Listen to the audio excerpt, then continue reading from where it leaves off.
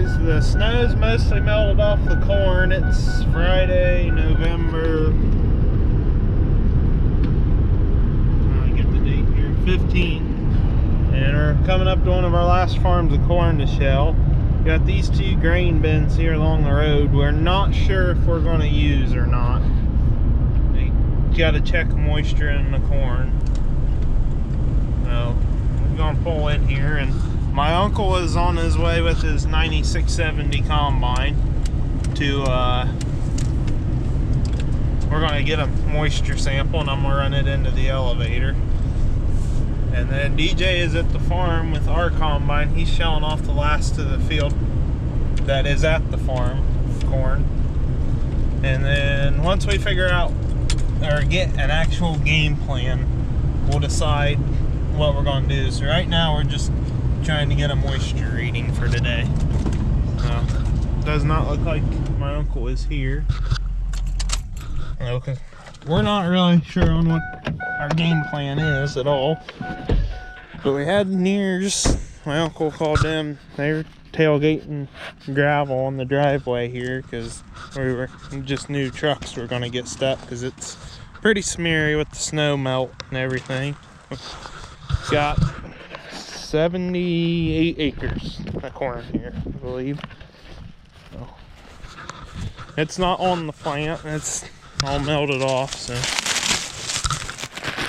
guess we're just gonna kind of wait on him to see shell some, and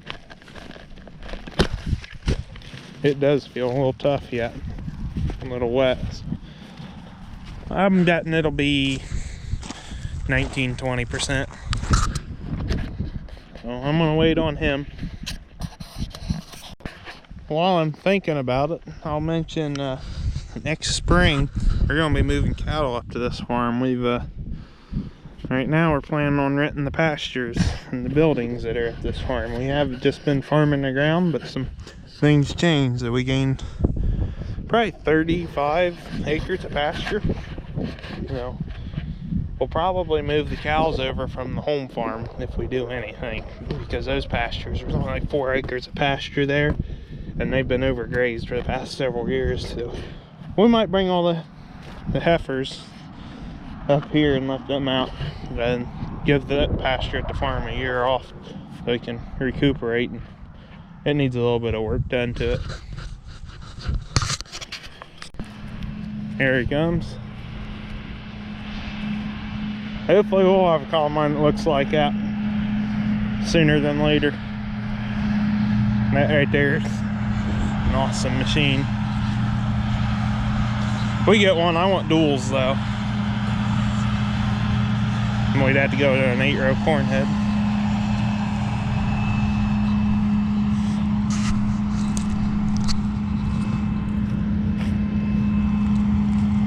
Oh, Ben's helping today too.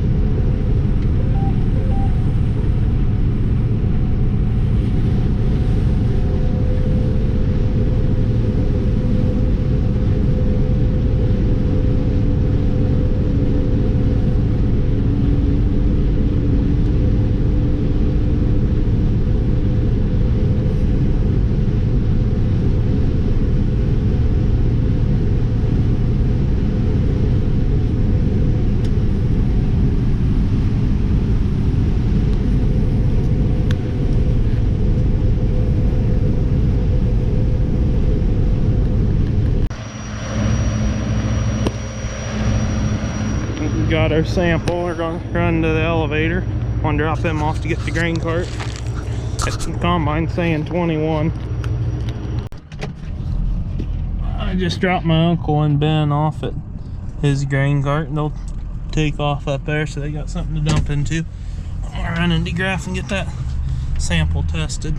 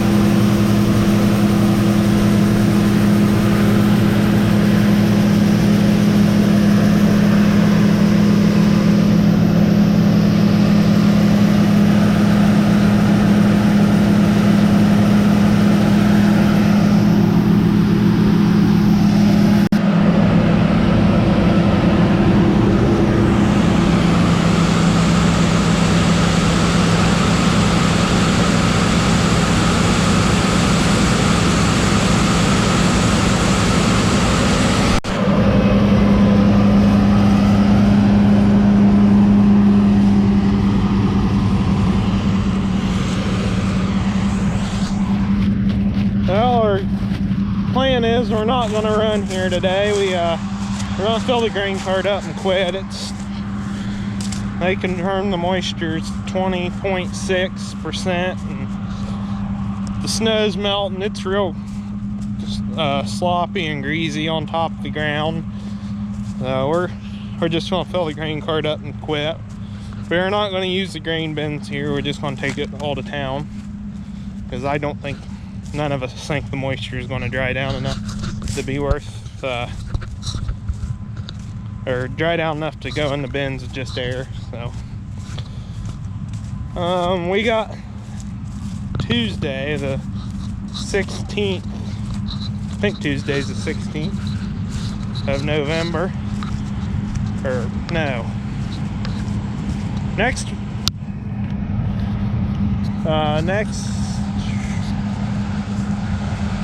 trying to think what day it is.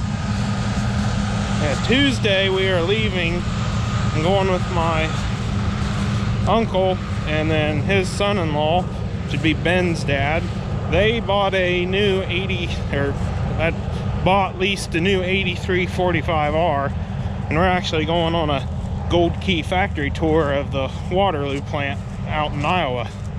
So we're gonna go out Tuesday, and the tour's Wednesday, and then we're gonna come home right after the tour, so we'll be home early morning Thursday, so probably 2-3 o'clock Thursday morning. So I'm walking out across this field because I want to go in the woods, and I'll show you guys something pretty neat. You can see it good this time of year when there's nothing, and all the plant life's dead, nothing's grown up.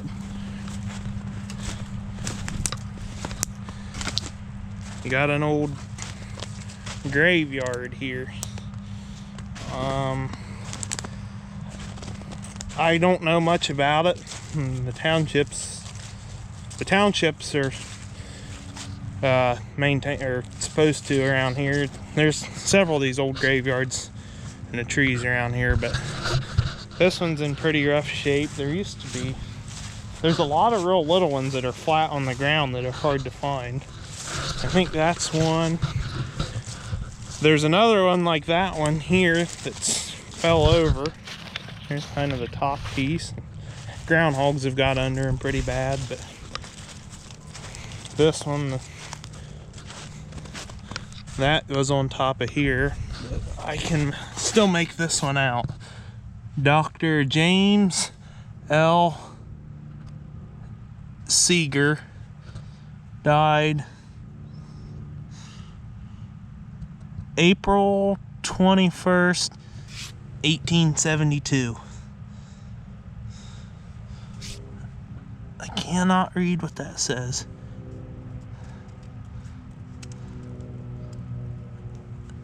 And then there's some writing underneath of it.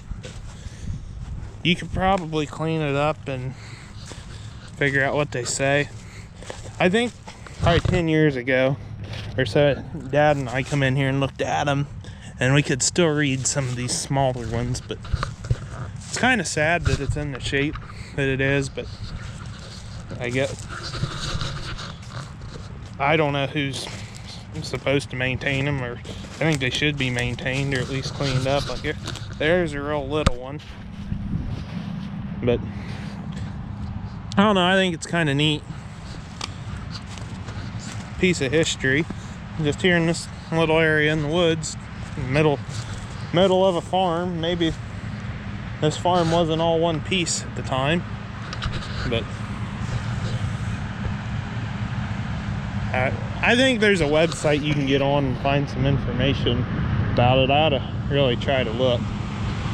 Here comes the combine. I mean, it's 30 feet in the woods from the edge of the fields we farm.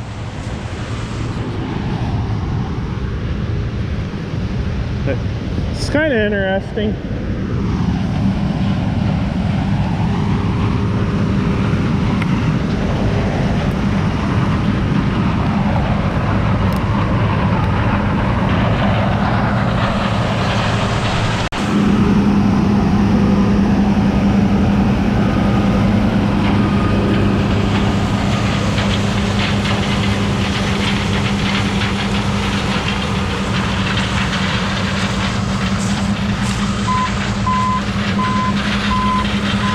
Better get out of his way. I tell you what, riding in that combine, him shelling corn feels like we're flying, because I run 4 mile an hour up to 4.2 in ours shelling corn. Last year the corn was so good I could only get 3.5 mile an hour out of it before I'd start throwing over. But this year the corn's not as good. I mean, this I was seeing a lot of 130s and 140s on the monitor, so I was able to run 4 mile an hour with our combine. But that one there, I was riding with him on the ends, we was going 5.5, 5.7, so it felt like we was flying, which that's a pretty big combine for a 6-row head, but it works. But that 9670 is what I'd love to have for our next combine. But I like that one a lot. The only thing I would change, or that I would look at when we got one, was we want duals, and I want the bigger unload auger. That one's got the smaller unload auger on it, and I know my uncle's told me it takes a while for that to unload when it's clear full with the bin extensions and all. But that's my dream combine, I guess. I don't know. It'd be a good fit for our operation. We could get that and we'd get done quicker, and we'd still have some room to grow. But can't say for sure that that's what it'll be, because I like green John Deere myself, and my brother, he likes Case and New Holland. So there's a little bit of a rivalry there, but we work around it. I mean, he runs my 4430 and 4020, and he runs the 8320. My uncle's on his grain cart this year, so it's more of a joking around rivalry than anything, and that's just personal preference. But when we trade, we got to trade heads and everything, because even if we stuck with New Holland, our heads would not work on a newer one. So with heads and all happen to be traded, really any color is on the table for us. I like the John Deere because our New Holland dealership, that's Apples. They're kind of one of those dealerships that where if you don't have $1 million to spend, they're not really too interested in talking to you. The John Deere dealership, Koenig's, has been good up until this fall. They've lost some people, and my uncle's got a hydraulic leak on that one, and he's not having very good service out of them, which is sad to say, because they've been pretty good in the past. What little John Deere stuff I have, and all the old parts guys that know anything, they're all retiring, which that's every color that's going through that right now. And A lot of the new hires don't have, it's not that they don't know what they're doing, it's just they don't have the years of experience that come in handy.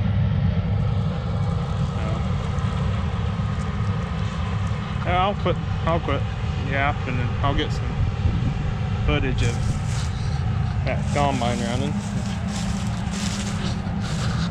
It's a nice machine. I really like the 8320 too. I think I haven't done any real heavy work with it, but I think this thing's got as much snot as our 275, but this has actually got a tuner of some kind on it. Nice tractor. This is really the first full year we've run it. He got it last winter or early this spring for planting. Until then he used the 7810, which he still has for everything. I don't know, the green just appeals to me better than the red and yellow. It's more refined, I guess. Just, there's little things about it that make it better in my opinion.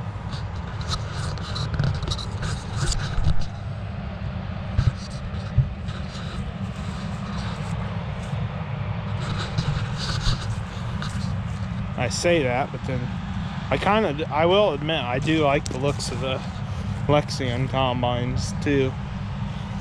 There's not much for dealer support around here but Ohio Cat and Upper Sandusky, but I know Brian on Brian's farming videos, they use them and they have pretty good luck with them, and in the dairy I help, they've got 2 of them and they really like them too. They come from John Deere several years ago to the Lexion, and they said they'll never go back, so I don't know, but I think I'd be happy with a Deere. I'd probably be happy with a New Holland too, just a newer one that's not getting wore out. Anything would be an upgrade. I say that, but ours isn't a bad combine. It's just we're kind of at the point now where it's either going to need completely gone through and rebuilt on the internal parts, or trade it off. And then the kicker about the New Hollands is the resale's not there very well. So if we put, I think the dealership quoted $20,000 to completely go through it, we'd have a like new machine, except for the fact that when we did want to trade it, we'd never get that money back out. We'd still, it wouldn't really change trade-in value too much on it. So that's kind of why we're hesitant to just do it. But we're gonna have to do something.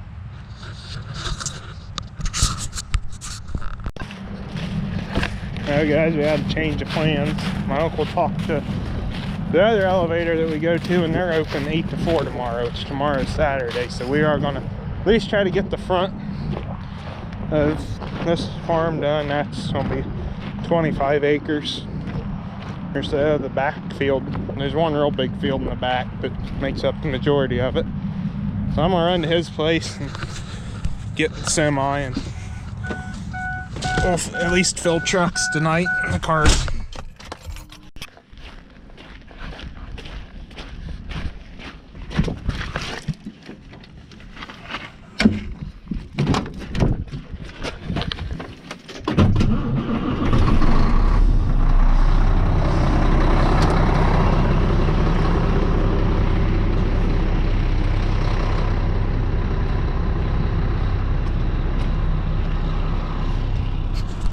We'll go ahead and empty the grain cart. We got it full. Got it back in off the road here, and up here the driveway's still pretty firm from this new gravel, but down here it gets kind of smeary. Yeah, we fixed the driveway, so it ain't so hard to back in here anymore. It used to be pretty narrow. This driveway's still far from perfect, but it's gotten a lot better. Got lucky.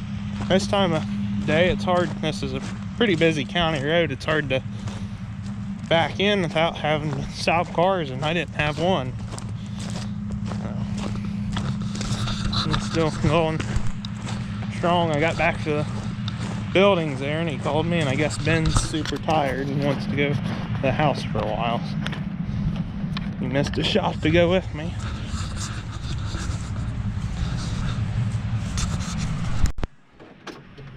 First, 2 airplanes and golf balls.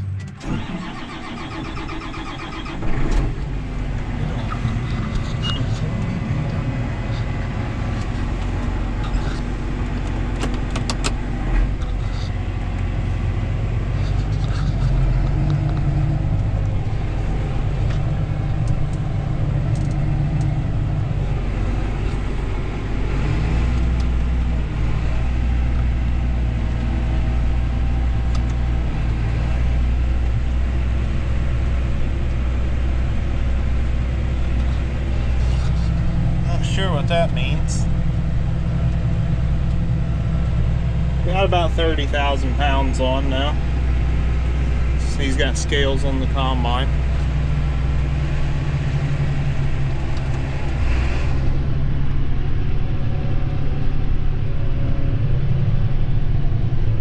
I don't get much time in the grain carts in the fall anymore.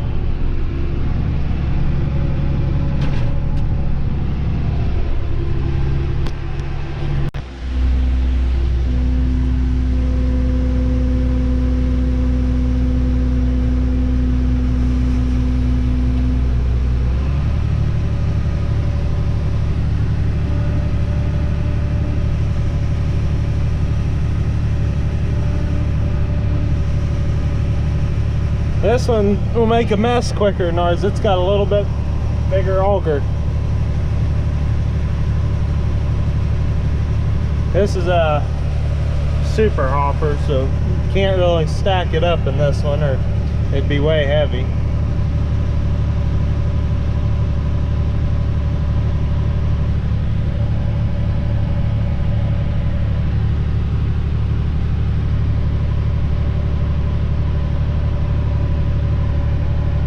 We really like these J&M grain carts.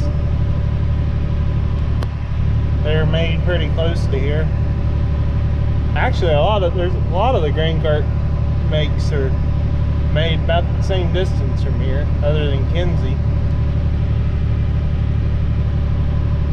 You got Kill Brothers and Unverth up in Delphus. I think the carts are made there. At least their wagon running gears and stuff are. So one advantage the 275 has, articulated, it sits up a little higher so you can see it stacking up sooner.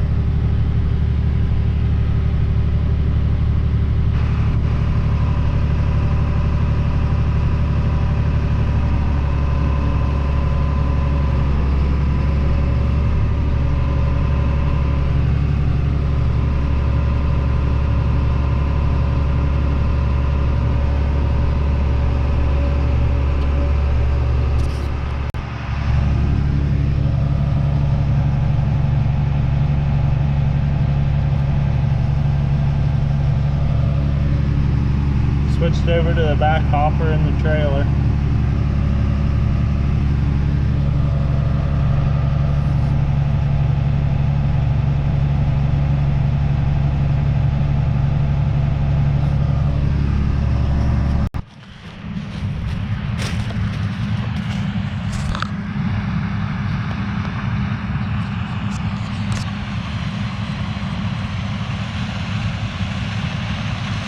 Ben just got picked up out of the combine.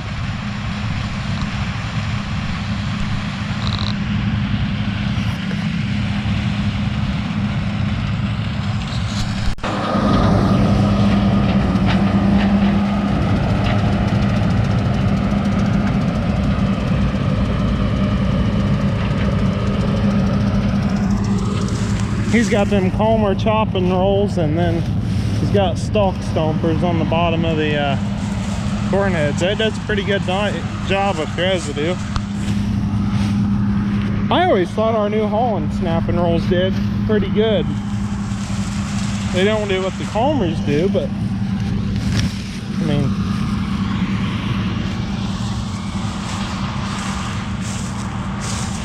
Well, I'm gonna put the camera in the tractor and let it charge up, and I think I'm gonna hop in the combine for a while.